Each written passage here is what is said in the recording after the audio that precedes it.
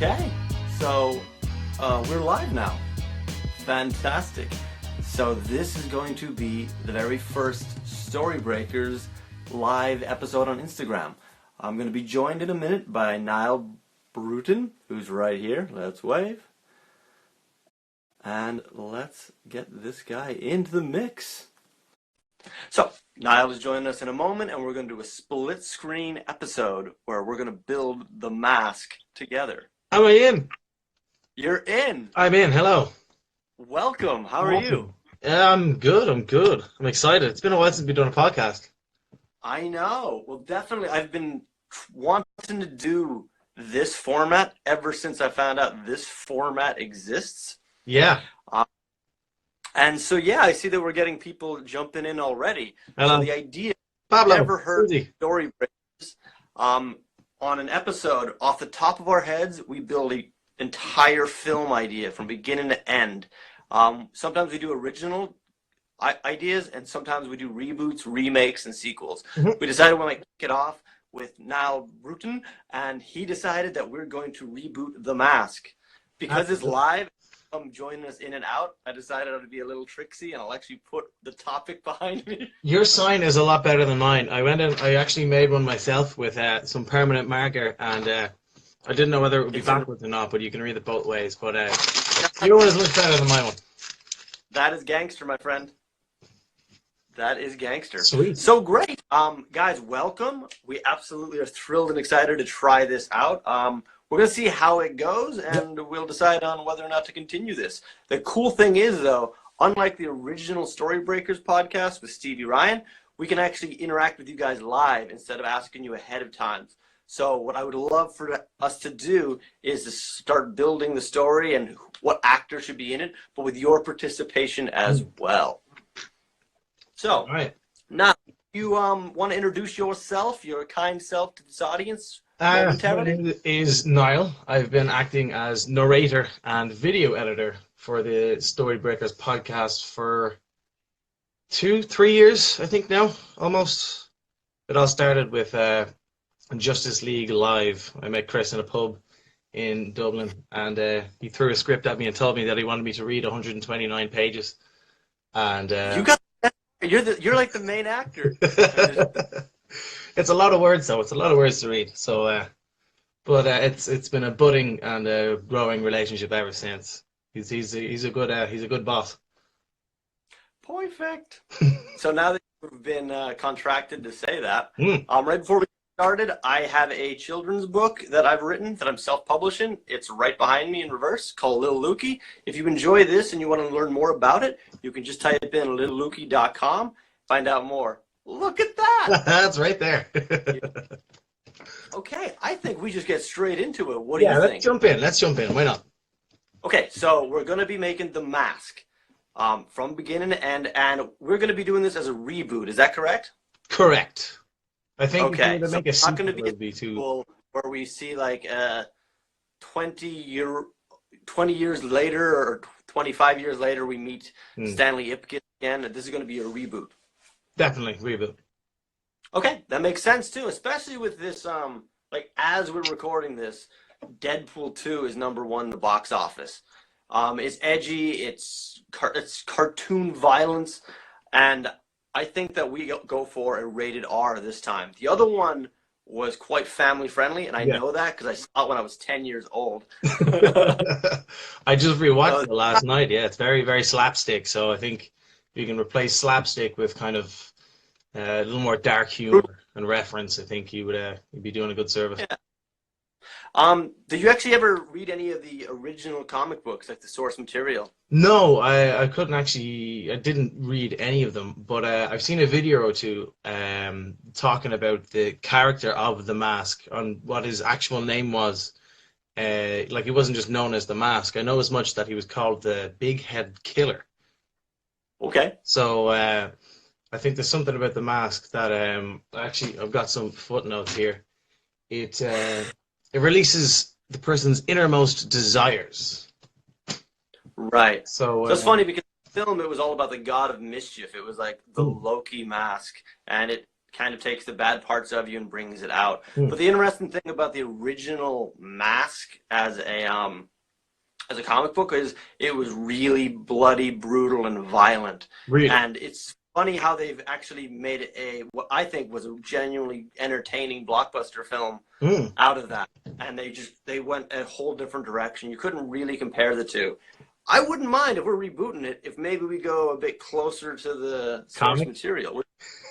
I think you're onto a winner there. Especially if you're R-rated, you can get away with anything. I mean, you can break the fourth wall. Deadpool has gotten away with that and has really kind of set the mark for films, I think, in the future. And The Mask would be a perfect one to like slot right in with that kind of genre of fourth wall breaking. And then maybe this a little more dark, a little more gruesome than the original Mask, at least. Yeah, I think so. So do you guys, this is for Niall as well as our audience as well, who do you think would make a good Mask on this 2018 version? So we're looking for an actor that we can kind of visualize as we build the story. So who do you think you would cast if you were in charge of creating a protagonist for The Mask? That's a good question. I was trying to think. I mean, like, what's the age of Stanley Ipkiss in it? He's, I think, just under 30 years old. So when you're looking at like actors like that, there was two or three of them that kind of came to mind to me earlier Okay. today. I was thinking along the likes of Shia LaBeouf, because there's something kind of unassuming about him. Like Stanley Ipkiss is, he's a bit of a loser, and not a lot of people have a lot of time for him. And like it's you kind of see the similarities kind of coming in here, like. So, Shia LaBeouf, actual cannibal Shia LaBeouf. Yeah, Shia LaBeouf. I mean, like we've seen like pictures of him like throughout the years, but I genuinely think that he might be able to pull off this somber kind of downtrodden like guy. I mean, if not Shia LaBeouf, it just came to my head there. The actor that plays, do you watch Game of Thrones? I do. The actor that plays Theon Greyjoy. I think Alfie Allen would be a perfect Stanley Ipkiss. Like considering the character Reek that he plays in Game of Thrones would be something really similar to this. I think so. We got a Alfie Allen fan here. So Yeah, I think tell so. you what, another part that I noticed in the original source material is they actually hand the mask around to different people. So, I mean, we should definitely have a protagonist. We've got Kyle Mooney as a suggestion by Kyle Mooney. Susie But Fashion. Susie but Fashion. Do you know who Kyle Mooney is? We've got people who enjoy that. I actually don't even recognize the name. Kyle Who's Mooney. Kyle Mooney. Is an American comedian, actor, and writer who's been cast member of Saturday Night Live since 2013. Kyle. SNL. Is he SNL. one of the update guys? Is he one of the, say it again? A weekend update guy. I don't know. He's in Brigsby Bear, Zoolander 2, Neighbors 2, Hello Ladies, The Unicorn Never Going Back, Me, Myself and I, Brigsby Bear. I think, I mean, if he's along the line of like a comedy actor or like something like SNL, I think that would like perfectly stand in with the mischief side of The Mask. Hey, we've got a few people saying they want Kyle to be in it, so I'm totally down with that. I just want to take a peek and see. Yeah, I'm just like sneakily like Googling off to the corner here. Mooney. Keep those suggestions coming. That's awesome. I see him. Yeah, I know that guy. Sure, we do that. Yeah. But see, the cool thing is, because the original source material, they had different people with the masks. Nothing stopping us from throwing in a Shia LaBeouf cameo. You know. I mean, like, well, speaking of cameos, I think like you got to give Jim Carrey one. Like, and I think like a perfect one for him is there's a part kind of early on in the film, and Stanley. He goes to see this. I think he's like a psychiatrist or a psychologist or something. And he's written these books, and like they're called The Mask That We All Wear, and it's all metaphorical. And Stanley goes from Francis. So I think, and like there's a great part where he goes to put the mask on, but he doesn't get any of the powers because it's daytime. Right. And like Jim Carrey is doing his best kind of freaky noises and stuff. So I think it'd be kind of funny if you flipped it. Jim Carrey played the part of the autobiographer or the psychologist, and he has the mask, and he's like, "Oh, what this mask gives you magical powers?" And he throws it over his face, and he pretends to go crazy. So you're giving the fans that little fan service of goofy Jim Carrey, but Yeah, he takes it off and say, "Hey, that's you're crazy." I like it. So, all right. So Kyle is going to be our lead. He's going to be Stanley Ipkiss. All right, well done, Susie. Have you ever seen the film Fallen with Denzel Washington? It's like from 1998 or so. It's an old film. Is that something? You recognize the title? The murderers, the murder carries on or something? What is it? Denzel is a detective, and he goes to see a serial killer getting executed. But the serial killer actually passes on his spirit to other people. And then his spirit can get passed on to different people one by one through touch. So Denzel is actually trying to hunt down this person who can be anybody.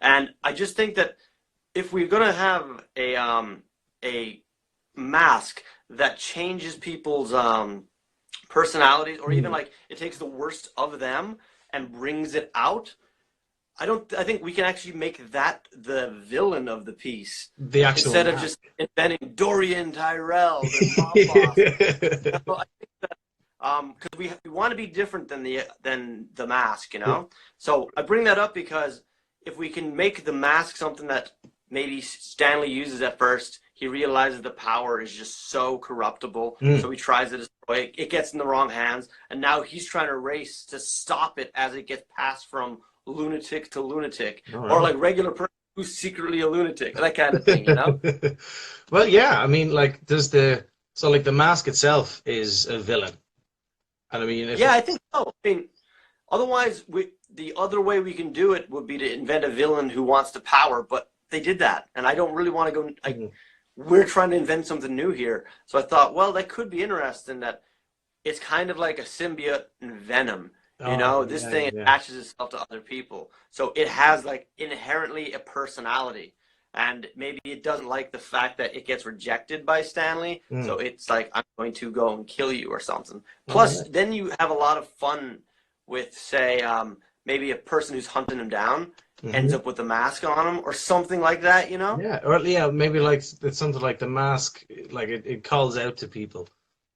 Like the villain or whatever can like chase after the mask, and they'll respond more to him, or he'll find it in his possession. Like there's things like Stanley tries to throw the mask out the window, and it flings back in at him. But if he was to throw it away, and it would find itself to its nearest easiest victim or something like that, or the most susceptible mind. Or maybe where the mask could find the most power, or the scariest or the most threatening person, something that it could feed. It should seek out weak-willed people. Yeah. Instead of like, oh, I need Stanley. Like once Stanley kind of gets a backbone a bit, it doesn't like him anymore. But Susie, we are going to definitely include a Tobey Maguire transition to an evil Spider-Man. That is gonna happen. Green head strutting around to the Bee Gees, no problem. I think that's a perfect idea. I mean, that's going in. Yeah. Thank you for. Sorry, but it's going in. So sweet. Susan, you get the first arc for Stanley. I mean, it did work well the last time, so maybe we kind of try to figure out something different. But he is a weak, shy individual, and I don't want to go too straight into the Jim Carrey performance or like the version. Yeah. I remember reading a bit about the original comic, the source material, and they said that when Stanley Ipkiss got the actual mask, what it started doing was he started going after and getting revenge on anybody that slighted him in the past, even to a point where it hunted down an old elderly teacher that used to bully him when he was a kid. Oh, shit. I was like, oh, that seems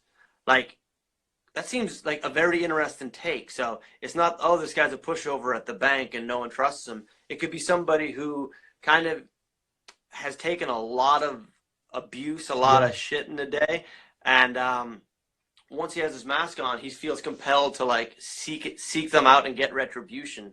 But like the story isn't just that. Like he learns soon enough that this is wrong and he should try to fight it, and maybe with the help of an accomplice or some friend or somebody he meets along the way. It could be somebody that he gets he gets the revenge on somebody and they're related to them. So they're like, what happened? In the meantime, you'd have to have like maybe so we'll get into how he gets it in a second, but the way I'm just thinking of it now is all of a sudden it could be like a Dr. Jekyll and Mr. Hyde thing. He doesn't remember what happens when the mask is on. Like a hangover. Yes, give Glenn Howard a mask at one point. He'd make it a 5-star mask. You know, the implication of wearing a mask. 10 out of 10 would watch. Yeah, so so we have this character get the mask, and he starts going for revenge. Now, Stanley doesn't know this is happening, so he's not aware of it. But the police are starting to look at how these murders and how these crimes are connected, and they start to go, well, there is somebody that was in that school, and there's somebody that worked in this building. So they start thinking, oh, it could be Stanley Ipkiss. He doesn't know, but that's how they can kind of find him, because there's this really complex revenge that is happening for some reason, and they're like, it's so random. It could only make sense if somebody had encountered these people in a reasonable amount of time throughout their life. Yeah, so somebody from the school. Yeah. All right. Do you make it like some kind of like principal out of Back to the Future? You were always a slacker. Something like that. And maybe he gets the mask. Yeah. So what's Stanley's occupation in this? Do we want to stick him in the bank again, or he could be anything? I think the idea of like a BuzzFeed editor or something would be kind of funny, because I mean, I know if he's like your protagonist, you want to try and get behind him, but I like the idea of, you know, when you first meet Stanley, because, you know, you're like, he's got nothing going for him at all. His personality is kind of shot from all the abuse and crap he's been taking, and so if he's some sort of like lackey or like under editor, or I don't know what the under editor is, not a job title, but maybe we can give it to him. But I don't know if he's like assistant to somebody, like where would you put him? Let's ask the audience, guys. Right. What kind of job could Stanley Ipkiss have? I think that can help us inform maybe the first plights that he finds, or maybe that gives us unlocks a little bit of how he finds this mask. Like the interesting part of a BuzzFeed editor, or maybe we make him a journalist, is that he could maybe be a journalist looking to a topic, and he stumbles upon something as he's like investigating it. Like he might be a journalist who hasn't cracked a story in so long, and he follows this like long shot, and people are like, oh, don't listen to that old man, and the old man's like, no, there's a terrible thing, and he goes and seeks out, and then ends up finding the mask itself. Some sort of like, okay, we need you to go out and do a report on the dump, but like it gets done every like 6 months and it hasn't been done. We need to send somebody out there, just go out and, you know, write the facts and tell them that everything's in order. And he's in there, and he probably finds the mask or something in the dump. But like finding it in like a landfill, or like, well, it comes out of like a chest under the ocean or something in the film, and it releases itself by accident. So I mean, like, you can kind of He's it in the water and thinks it's a person, right? Yeah. Well, Stanley, it looks like a person drowning or something. I think that see, like in that, he was like trying to do a good thing and then found this item. I think that maybe we should have him trying to like bend the rules a bit, and that's how he gets the mask into his possession. Okay, so what would you think? So like, have you ever seen The Wire? The Wire?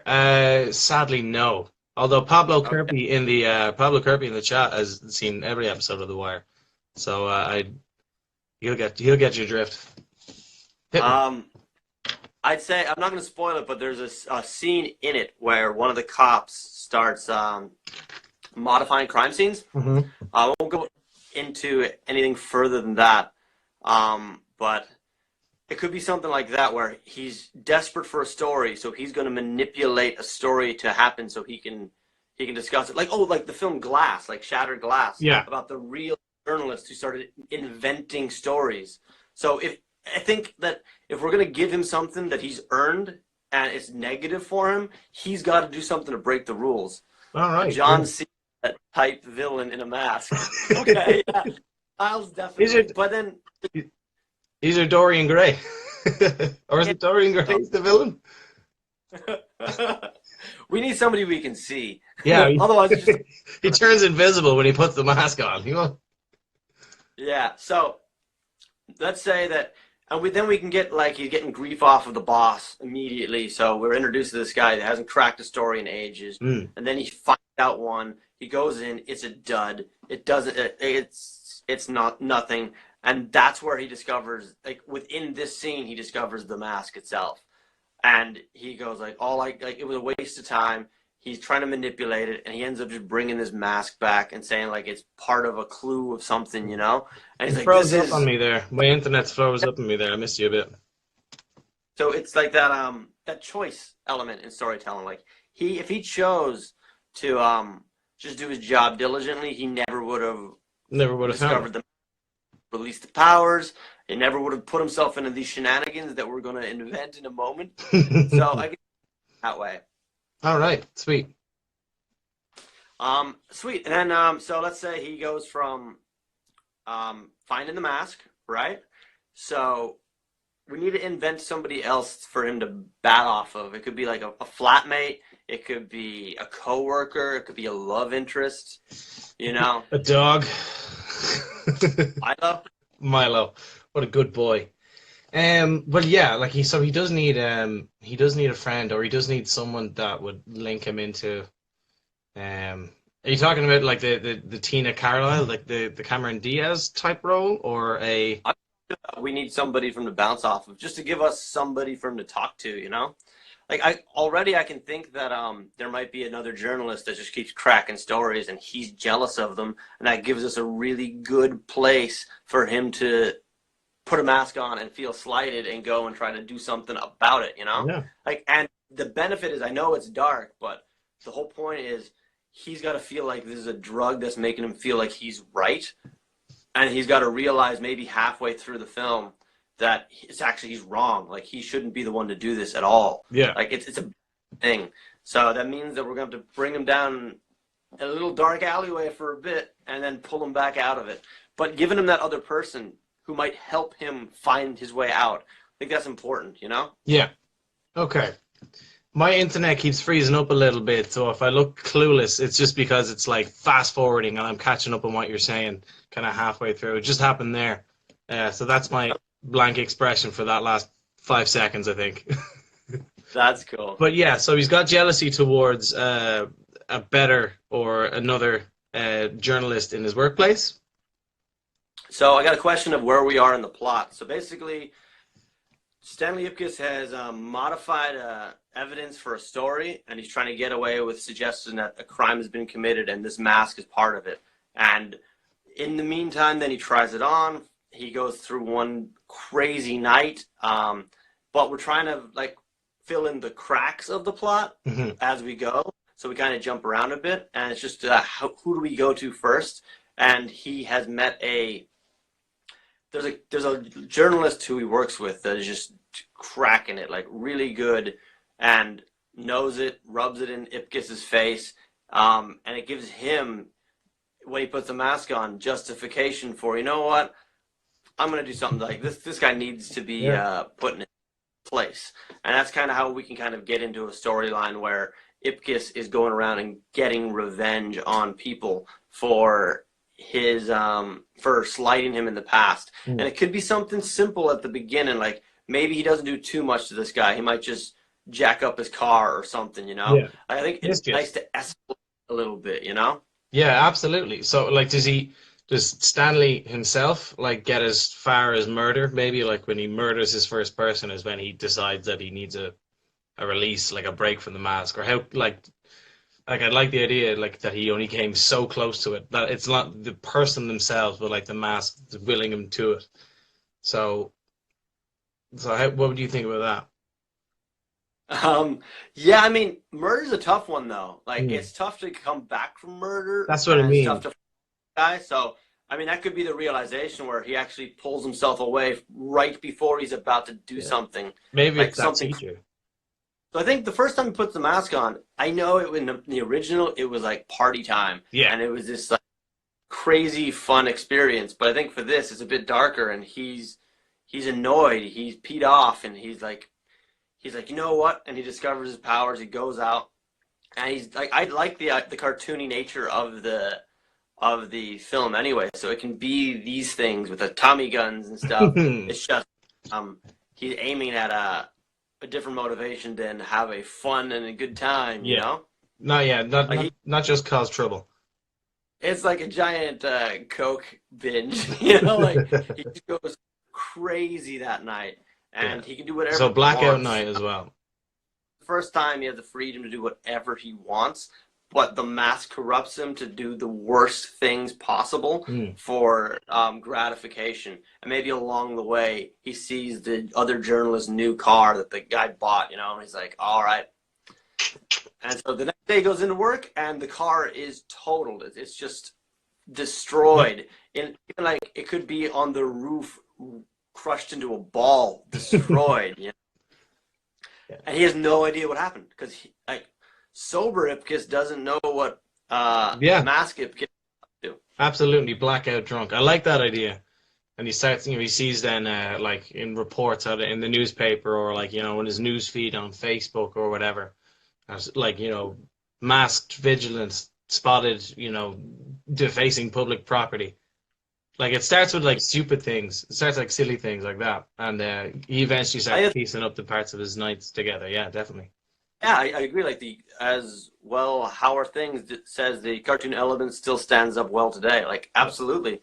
I think that if we can, and as Niall says, it might be nice starting off a bit playful, and people are like, oh, they're just scamps, little graffiti here. Yeah. But then it just kind of like just deteriorates and just starts escalating to the point where we start getting uncomfortable going, what's he doing? So we're like, if we can get it right now, we can't get into details of characters and stuff. It doesn't really work in these overview stories. But we can get within the time limit, no. Yeah. If we can show that he has a good heart, he's just kind of misguided, then you can have the audience hoping that he doesn't go that way. Similar to Breaking Bad, where some elements you go, I don't really want Walter to go that way, even though you're kind of excited to see him do it, Yeah. I think there's like this ambiguity there, like where by the end of like Breaking Bad, it's like this gray area of, how long has he been this bad? How, when did I decide that I don't actually like Walter White? So like that could be a thing where, Stanley Ipkiss starts off on a 1, and he gets up to a 10, like being the mask, and you kind of think, it's like, how did he get to there without realizing that these are like criminal acts he's been performing? Like his realization, and also like the audience is following it through. Yeah.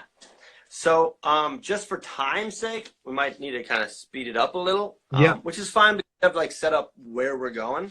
So I think that we can it might be a montage, or it might just be a little more focus on the scenes as he kind of goes home. And it is kind of an element of drug addiction, let's say, that he goes home, he's like, I'm not touching that mask tonight. I'm not touching that mask. Yeah. And then it could be like a close-up shot of just his hand coming and grabbing the mask, and then coming back, and he's just covered in, like, he wakes up and he's just covered in paint, or like the place is trashed, or there's a duck in the house. I don't know, There's a tiger that comes like strolling through, right? Yeah. No, like it could be. I mean, he might wake up. What's funny enough is this guy who invented a story all of a sudden discovers he has a story, and that story is there's a maniac out there running loose, and he seems to be like, he's like, oh, I'm going to figure this out. So he's actually investigating himself. That's and great. He starts looking for clues as to who this could be, and then talking to the cops, and maybe that's where he ends up being a suspect. That when he starts talking to the police, he's innocently going, "Oh, I knew that guy. Oh, I knew her." Yeah. And he's like, and they're this guy apparently knows all the victims, and then they have that discussion where sometimes maybe these perpetrators like to show up afterward and kind of see the results, Yeah. And that's always return to the scene of the crime. Yeah. He's like a reverse Peter Parker. But like Peter Parker knew What's where that? Spider-Man was going to be, but Sam Yeah, Leakes doesn't know where the mask is going to be, so he's genuinely chasing himself. It's good. I like I it. really like the idea of the elderly teacher, or you say principal, Mm. that gave him a hard time. I think that this could actually be where he realizes he goes too far. Mm. Like the idea that it's an elderly person, it was a long time ago that it happened, and now like what he's doing to this person, they could be in front of him having a heart attack, Mm. or like on the ground, and he's just got this crazy look in his eyes in the green Yeah. costume, He's or in breaking. the mask, He's breaking through it. and and he's trying to like pull himself out of the moment. He's trying to fight the mask for the first time ever. Yeah. It's not really letting him. So that scene could just end with him like leaping through the wall, and there's a mask-shaped hole in the wall. You know? I'm happy with that. I'm happy with that. I do want. Yeah, I do want some cheese in the film. Absolutely. So does he murder, or like he leaves the I think critical that he condition? gave a heart attack and the Yeah. person nearly died. That could be a really good. That could be enough for him, um, because we want to get this mask to other people. The Yeah. goal would be tosses it. It finds another weak-willed person. He now realizes he's the one that put this into the world, so he has to stop it. Yeah. He understands his power, and nobody else does. So that's kind of where, like, I'd say it's halfway through the film. I should Yeah. do this halfway through the film. That's what happened. This much. Yeah. No. But Definitely. we didn't really get into detail about what he did with the mask, and that's kind of the fun parts. Yeah. So, Niall, if you have any ideas, if the audience have any ideas of where we should bring him, like we have a school, he messed up a car. Is there any kind of other place we could do something? So, Pablo Kirby says he gets caught by a cop, puts the mask on the cop, calls the cops on the cop, and that cop is killed in a shoot-off. That's a great sentence. I love it. But yeah, it's a really unique idea too. Like in Cops. Like you got star of the show. Yeah, love it. That deserves a smoking. Yeah, that's the kind of thing. Like, because I'm trying to like cover the overview, I do want to jump in and have a little fun with the details, because that's actually the most memorable parts of The Mask is what this character does when he's got unlimited power and all he wants to do is tomfoolery, shenanigans, and a little bit of ballyhoo. And then some illicit revenge. But yeah, I mean, I think the idea of like like bursting tires or like keying cars. If you start off innocent as that, absolutely. I have the idea of him like like singing karaoke or something, like something that Stanley Ipkiss would actually never do. Right. I mean, kind of like the way that he does like rumba dancing or something with Cameron Diaz in the film. So I'd like an element of that as well, like some sort of performance. I think 100% you have to have Cuban Pete in there somewhere. Absolutely, you definitely need it. So whether when he goes to get revenge on his old school principal, he turns up at his old high school and it's a school show, and there's no way of him getting in whatever, because he's not allowed in because he's not a part of the cast or he's not an alumni. So he's just he throws on this costume and he goes on stage, sings Cuban Pete, the students start singing, the teachers start singing, and he gets away with it from there. I want that song in the film. I don't think you can make a mask without it. Okay, sure. If you definitely need it. I think it's going to be dark, though. It should be like the end of it, like is a scream and it blows up all the windows and like chick boom. Everyone like it turns nasty, So that could be fun too, because you're actually you're subverting the original that way. But Pablo's line about the cops actually is a really good idea. So after that scene where he's done too much to this old guy and realized he shouldn't do it anymore and stops.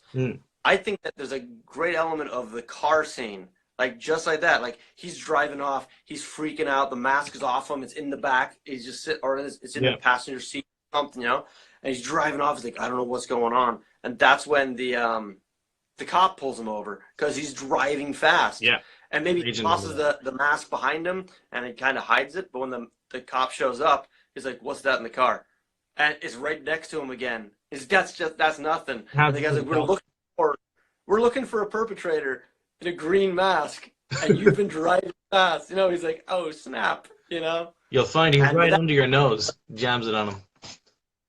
Yeah, it's a if he's driving it, and as he's driving, he's telling the mask like, that's it, I'm done with you, like we're through, you know. And that's when the mask decides he's going to jump on the cop. That's quite interesting. Yeah. But maybe that's how he loses it then, because the mask shows somebody else. And at first he's like, look, fine, thank God I'm done with it. But then he starts hearing about crimes being committed more, and it's escalating, and he's like, oh no, like I have to stop it. But that cop pulling over scene is actually a perfect way to get the mask away from him and to have him realize that he's went too far, etc., etc. So great. Thanks, Pablo. Nice one, Pablo. And welcome to the last couple of people that have joined in. How do? That was excellent. So now we're just above midpoint now, where the so the mask has swapped hands, and it's in police control. That's true. So do you make it the what's his name? I have his name here. The name of the cop. What's the cop's name in it? It was Lieutenant Kill something. Please, Dr. Newman. Charlie, I wrote his name down here somewhere.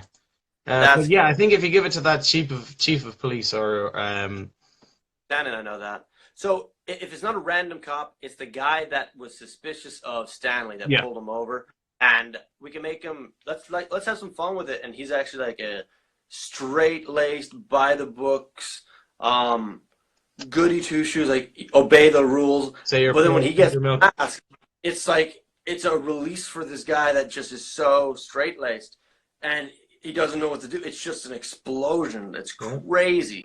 It's like cutting like carnage down a street. Like the Juggernaut's been unleashed, and that'll put more pressure on Stanley because he's the one that provided this. He's released it, top, you know. So then the scene happens. Then, like, it could be that that he goes home, he thinks it's all good, goes to sleep, and then sees that it's been bedlam. But I'd love for a scene to happen where Stanley is trying to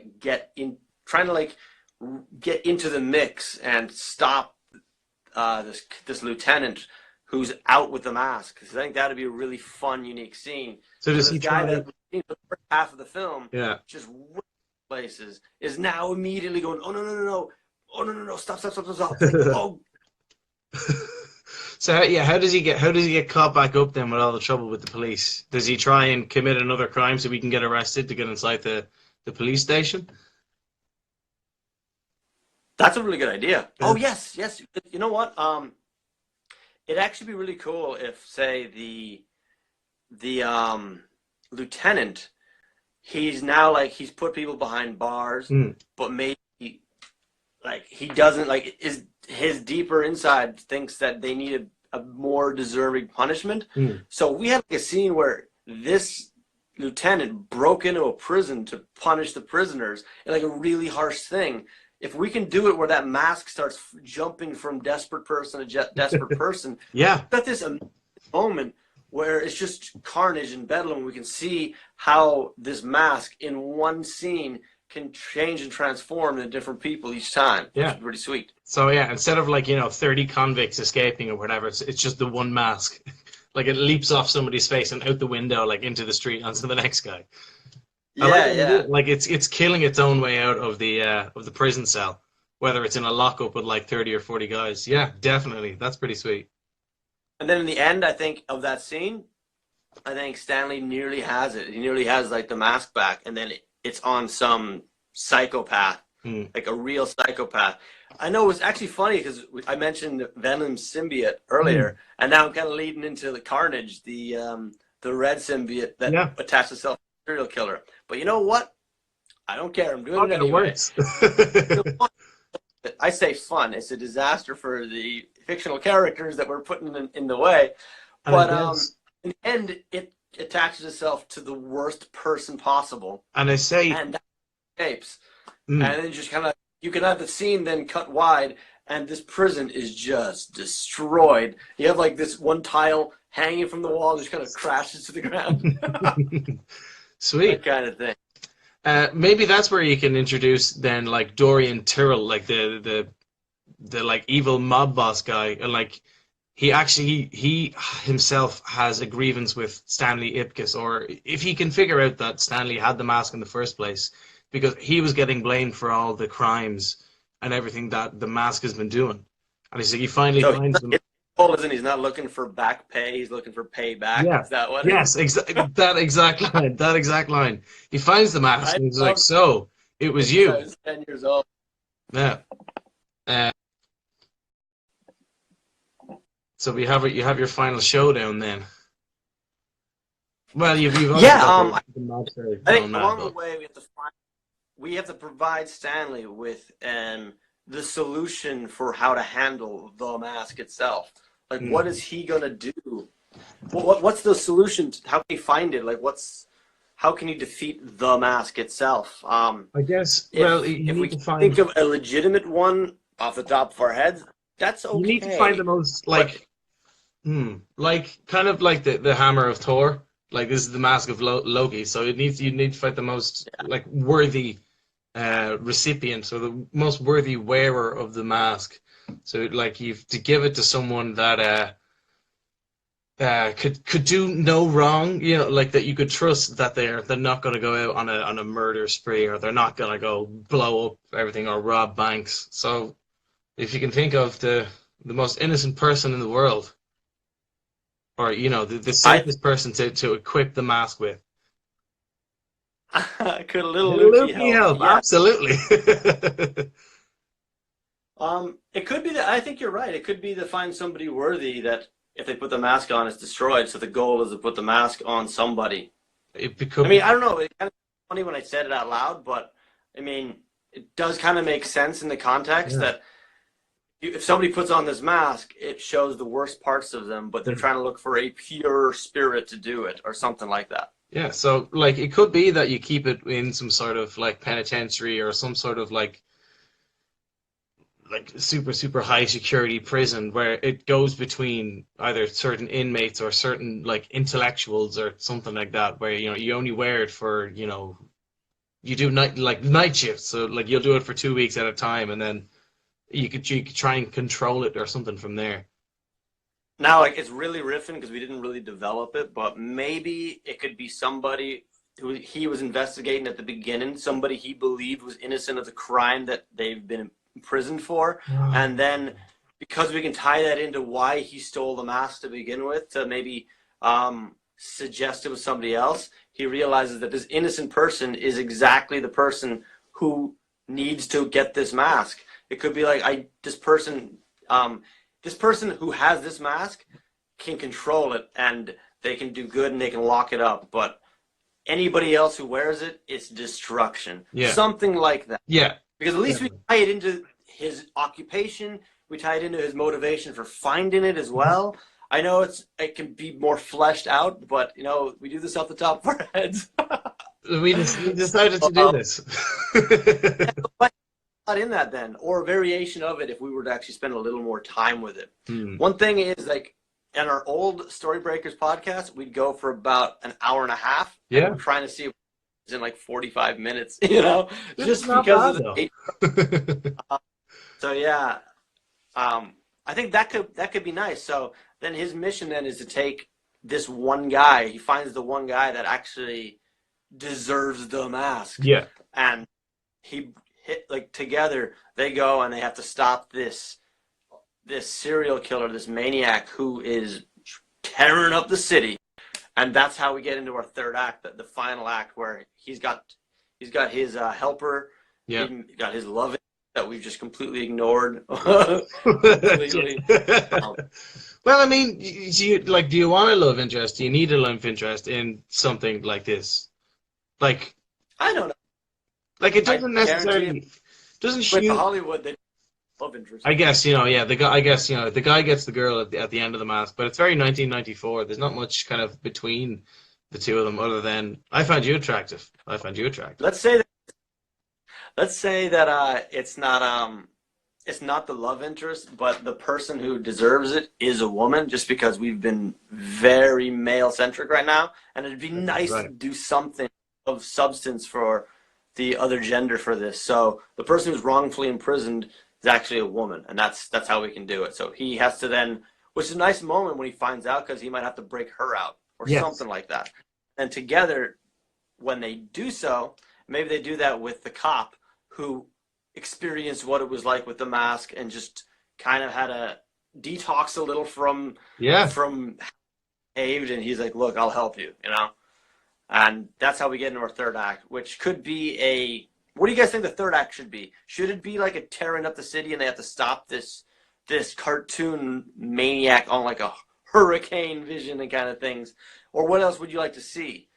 Hmm. I'm at the moment, all I'm picturing is tearing apart a city, but it could be anything. It could be a nightclub with Tina Carlisle strapped to the palm tattoo. No, we can't do that. I don't know. um, So I mean, like I it kind could of be feel like like, it's time to break it open and put it outside. Like, I don't want walls and constriction to it. hmm. Um, Okay, we're going with city then. So it's tearing apart the city. It's this one, and we still have to figure out a way to get it off the killer's face. Oh, and this killer is actual Cannibal Shia LaBeouf. So there you go. full You got circle. him. I'll take it. I'll You got take it. I'll take it. I got him in the movie. yeah. So yeah, so Stanley and the wrongfully accused and other wearers of the mask, a few of them anyway, a few select of them, like do they all team up to try and tackle the new mask with the Yeah. most innocent person as well. Stanley, the lieutenant, and the woman Yeah, who, the one. it's her mask. Yeah. Who we casting as the female Thor, basically, or the female Loki? Female Loki. I've gone blank. I mean, Like, Cameron not like Diaz. Loki's Like, why not? double, like, what's that? Cast Cameron Diaz. Sure, You we could. can have Cameron. As If long as she does that Barbados accent that she did in that Ridley Scott film. no, Yeah. thanks. Okay, cool. So these three are going into a city, and Naomi Klein. Okay, Naomi Klein. Verena, thank you. Let's Danke. do it. So all these three individuals are racing into the city now, and they're going to stop this unstoppable force. Mm. Um, it's kind of difficult because they have no powers. It does have powers, so I think they're going to have to. It could be something like they use their cunning, Yeah. or maybe just. I know I'm going back to Venom, but it could be something like with sound, like vibration. Well, they know It could that the mask identify that would it has feed a off weakness. something. What's that? They know. Sorry, I paused there, so sorry if I interrupted you. They know that the mask like will feed off their most inner desires, or like it would bring out maybe the quietest part of them, or so if they know, this huge mobster guy, like what he's out for carnage, he's out for destruction, he wants to see fear in everyone's faces. So if they start, really like bleeding in, almost like creating his story around him, like acting scared, or I can't Right. quite think of it. They're putting it on for show, like bleeding, the mask dry, like literally trying to get everything out of it while keeping it as safe as possible. Like letting the mask get all of it out, that it's getting its ultimate relief, and that he somehow gets distracted, and you're trying to yank it off the back of his head, or something like that. So I think that's right. I think that's a good idea. I think we need to give it some weakness as Mm. well. But they can't use this weakness unless they weaken its power. Like they can't. Let's say that it's not water, but let's say that if they can get water on it, it'll drop off, but only if it's weakened. It's too powerful at the moment. So I like the idea. If you're going with it's subverting the gratification of the wearer, Gratification, this yeah. killer is looking for fear. That's what he's getting out of it. Mm. So if they can drive him away from the people and he goes after them, then they all stand up to him and they can like sacrifice themselves and go, look, we do not fear you, and thus weakening it because he's now in a situation where he can't control. He's not getting what he wants out of the situation, thus weakening the mask, and thus they can do their shenanigans on it. The milk, the wood, the sunlight, whatever weakness is to a mask. Well, it only works at nighttime as well. But so I guess, but that's so true, isn't it? It's just like I forgot that. I was like, it only works at nighttime, so maybe. But hey, I mean, he could be still terrorizing or hiding or something, like manipulating the strength or whatever of the mask to conceal himself during the day. Like he's burrowed away somewhere, he's heavily protected. Like maybe the villain guy, if you want to try and get away with, why don't they just steal it off him during the day when he's not invincible? He's got millions of followers. Maybe he does have his own army of cronies and they're all wearing masks or something as well. So, it's not as simple as just getting in there and robbing it off him. Yeah. I see it more fast paced, so I don't think we need like them finding him during the daytime. But yeah, I like that. So it can be that they try to drive him away from the public where he's actually doing damage, and they're trying to distract him enough so that the sun is coming up. Yeah. It's very Dracula-esque, but I mean, if that's the weakness, then that's the weakness. But I do think that it finally ends. Maybe they hide the true mask holder, so whenever he's weak, she comes out, and then she is the one who kind of rips it off his face. She takes his face off. Yeah. Oh, what is it, grapes? So we should have put the mask on Castor Troy. That's what we do. That would be sweet. So I think that's kind of how we can kind of wrap it up then. Yeah. The idea would have been nice if we can figure out how Stanley is really involved in it. Maybe he does one of the moves that finally weakens the mask enough so she can come in and rip it off his face, and kind of ends there then, where the killer is caught, the carnage is stopped, the mask is back into possession of the person who owned it, the person who Ipkiss stole it from in the very beginning. Yep. He should not be rewarded for this because he's the one that kind of did this. So I think he's more like he's lost the fear with his journey, and that was the big thing. So he started out and he was afraid, and he would kind of cut corners, but he couldn't cut corners this time, so he had to stand up, be a man up to his responsibility, and do it the right way. Absolutely. And it's redeeming. Yeah. And I mean, like, whatever. So that's it then. Good that job. would be a of the mask. Whew. Nicely done, sir. Nicely done. That was fun. And thank you, folks, as well. Thank you for all the suggestions and the names and the cast. We had some sweet ones in there. John Cena was probably one of my favorites as the villain. Is John Cena the big villain? Is he? Definitely. Yeah, he'd definitely be in there. So yeah, thank you guys so much. I hope you enjoyed it. This episode is going to be online on Instagram for the next 24 hours. I'm also looking, most likely I can pull this off and put it onto the YouTube channel for Storybreakers. So if you wanted to check this out at a later date, that should be up tomorrow. But I'd say I'm going to wrap it up now. My name is Chris Brennan. You can find me on Instagram or Twitter at It's Chris Brennan. I've got a book behind me, a children's book called Lil Lukie. You can find that at www, which stands for World Wide Web, .lillukie.com. Niall, what can they find? You can find me on Instagram and Facebook at Niall Bruton, and almost anywhere that you'll see the Storybreakers name, I'll be there somewhere behind the scenes, perhaps. GI Dudes. GJ Dudes. GG. Yeah. Good game, dudes. Thank you guys so much. I really enjoyed that. Thank you, Naomi. Thank you, Pablo. Pablo. Thank you, Pablo. I wasn't sure if it was going to be a once-off or we might do more, but I think that we might do more because I really enjoyed that a lot. We should definitely do a sequel to the podcast. Yeah. This was done like I haven't done it. We kind of retired the podcast over a year ago. Long time. And I was fine with it until I saw this new format on Instagram. And I was like, oh, that could be really fun. Yeah. And I got so thank you so much, guys. Thank you, Niall. Thank you, Chris. You're as charming and attractive as ever. Thank you for the invite. Oh, and the charm. Oh, stop. I'm going to blush. Okay. All right. Guys, have a good time, and I'll catch you next time. Thank you very much. Bye-bye.